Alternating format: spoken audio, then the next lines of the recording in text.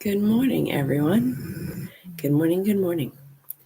It is Thursday, March 20th, and we are going live talking about returning to our foundation. So, Monday, I made a post about returning from sickness and how you get back on track and get your comeback from being sick. And I don't know if you can hear it in my voice, but I'm still a little sick. So I finally called and got some medication and have started on that. So hopefully this congestion and junk that I got going on is going to go away. And it really made me think, like, even Monday, I thought I was getting better. And as I set expectations of what I thought this week was going to look like, it didn't quite pan out that way. I had actually planned to run a 5K race the first weekend in April. And as I was talking to the Lord about it at the beginning of or end of last month, early this month, just kind of figuring out, should I do this? Is this something I should do? I've kind of learned that when I talk to him, if it's not something that is 100% yes, I have a lot of reservations about it, and I just don't have a lot of peace about doing it. And so as the week or so went on, I was like, I just, between not having the perfect amount of time to train for it and be at it like I want, with the other things going on in March in my life with my kids and other things, it didn't fit right. It didn't sit well. And so I ended up not signing up for it and not planning on running it. And now that I'm sick, I am so thankful that I didn't, because that weight on my shoulders from having to try and prepare for it and then, or not prepare for it and then not doing well, would have been really hard on me. So that that comfort of knowing that he was there, he helped me make that decision, setting the expectations that I have, was super helpful. And so that's really talking about returning or having a comeback. It really is looking at what we can do, what we are capable of, and setting those good expectations.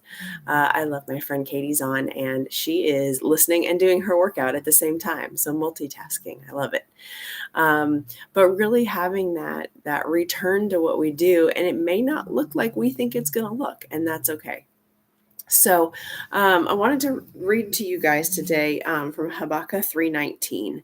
And it says, "The sovereign Lord is my strength. He makes my feet like the feet of a deer. He enables me to tread on the heights." I've heard a sermon on this verse before, and when it came back around this time, I was super excited, because when I think of deer living in southern Indiana, they are white-tailed deer that frolic out in the fields, and they just run around in the plains, and it's not very difficult for them. And so when it talks about deer here, if I think of our deer, I didn't quite understand it. But what this preacher had said was the deer that they had back then were kind of more like goats, and not the frolicky baby goats that we see on all the fun videos and reels, but they are mountain goats. And the goats that they had back then didn't live on nice rolling hills and plains. They lived on cliff sides and rock. And so they had to have really sure footing in order to scale the mountains and be on the sides that were very, very steep, very sharp, and very unlevel. And so when I think of like going through sickness, it's not real level. It's hard. It's not something that's comfortable. And how do we get through that? And how do we feel about it? I love the note in my Bible. I have the Women's Study Bible. And on this verse, it says, "True faith means loving and serving God regardless of the circumstances." And so that's kind of that sure footing. We don't expect it to be perfect rolling hills all the time, but when it is those deep cliffs and sharp rock, how are we looking at that? And Habakkuk learned that the fear that would turn to faith when he depended on a dependable God. And in just a second, we're going to talk about who God is, especially when times of sickness. His faith in turn brought unspeakable joy. Habakkuk pictured himself with deer's feet, picking his way through the cracks of trouble, sure-footed because he was sure-faithed. This is an image of victory and triumph in precarious times. So if we think of being sick or just other things that go on in our life that we weren't expecting that kind of stop the progress that we think we're making, we have sure-footedness. We have that victory, leaning on a dependable God. Some of the other things that I really wanted to talk about who he was today in the midst of our circumstances and the the moments that we're in that don't feel so comfortable, like being sick. The first one for me, especially being sick, was that he is a healer. In Exodus, turn my Bible, that he has delivered the people from Egypt, and this is Exodus 15:26, and it says, one more page. If you listen carefully to the Lord your God and do what is right in his eyes, if you pay attention to his commands and keep all his decrees, I will not bring any of the diseases I brought on the Egyptians to you, for I am the Lord who heals you. So this is really when the Egyptians received all the plagues because they wouldn't let God's people go. He was very purposeful in who received the diseases, who received the plagues, and it wasn't God's people as he delivered them. And so he's reminding them that he's a God of healing, not of disease and and destruction for those that really obey his commands and listen to him. So as we walk with him and talk with him and follow his commands, he will help us.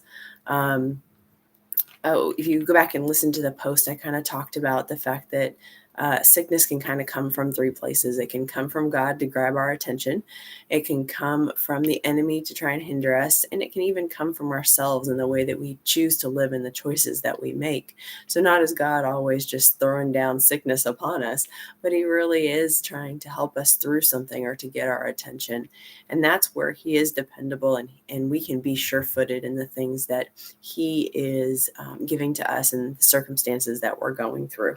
So that is him being a healer. The next one is, there's two of them actually, and I'll let you read them on your own, but it's Psalms 91 and Psalms 121. He is our safe place. And a lot of the times I just repeat to myself Psalm 91 as I'm going to bed, because he is that safe place for those that really find comfort in him. And if we choose to, he will give it to us. So he is our safe place. The last one I'm going to read today is Deuteronomy 31:6. And this is talking about God being the one that never leaves us. He's always with us. So 31:6. So it says, "Be strong and courageous. Do not be afraid or terrified because of them. For the Lord your God will go with you. He will never leave you or forsake you." And this is God talking to Joshua as he's getting ready to take over from Moses. And so not that he was ready to just jump in and be that person, but he really needed that encouragement and going that being strong and courageous in whatever you're going through. He's with you. He's going to help take care of you. So as I transition out of sickness back into my normal life with the help of some medication, I am super excited for next week to be back on my normal routine, to have that victory over this sickness and to continue moving forward in the things that God has for me. So the last thing I want you to do is think of, if you're not sick today, but you are not where you want to be, returning to that foundation and that thing. Everybody has their reason and their motivation and doing different things to get back on track. And returning to the Lord and finding that cornerstone and finding your salvation is really, truly what's going to help you have victory over the things in your life that you want. It doesn't have to be just about your physical health. It can be about your mental health, your social health. Maybe you're not with the friends that you want to be around right now. If you go back and listen to the social health day from February, you'll kind of see who those people are around you. So, returning to our cornerstone and returning to our foundation in the Lord is the starting place for so many setbacks and so many things. Um, love the love the just idea that we're not alone. And so, if you are struggling with something, you can let me know in the comments. If you have overcome something, let me know in the comments so we can see those praise reports. And I hope you guys have a wonderful day, and I will talk to you next Thursday. Bye, everyone.